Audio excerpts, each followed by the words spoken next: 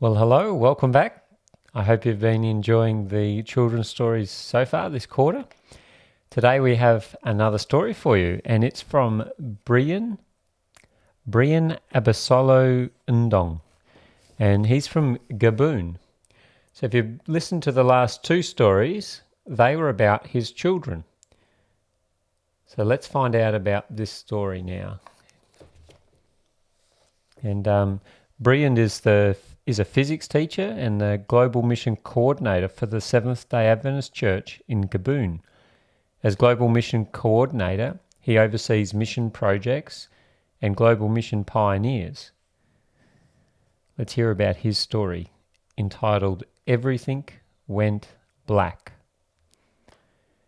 Everything went black when 13-year-old Brian Ndong stepped into the big cathedral in Libreville, Gabon.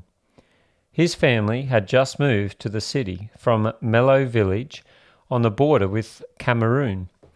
Mother took Brian and his 3 sisters, 2 brothers, to the cathedral on Sunday.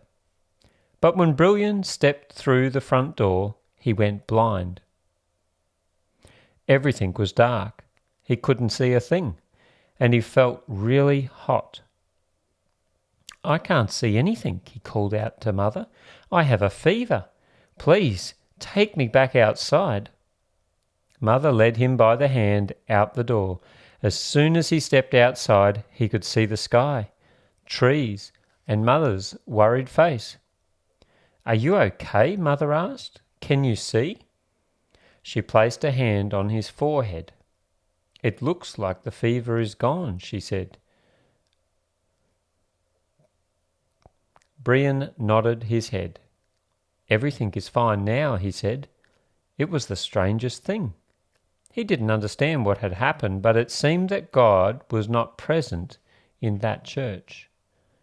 The next Sunday, Mother took Brian to another cathedral, the biggest in Libreville. He walked in, and everything went black. He had a fever. "Mother, I can't see," he said. "The fever is back. Please, take me to the street." Outside the cathedral, he regained his sight, and the fever disappeared. The next Sunday, Mother took Brian to the big cathedral one more time. Again, Brian went blind and had a fever. Mother told the boy that he didn't have to go to church anymore. Father was happy. He wasn't a Christian, and he didn't see any reason for his son to go to church. Some time passed. One day, Brian was walking to school and noticed a sign with the words, Seventh-day Adventist Church. Every day he passed the sign, and he wondered about the church. One Saturday, after he finished his chores, he had nothing to do and walked over to the church. At the front door, he cautiously looked inside and saw people sitting around the hall in small groups for Sabbath school. He had never seen people sitting in small groups in a church, and the unfamiliar sight shocked him. He ran home.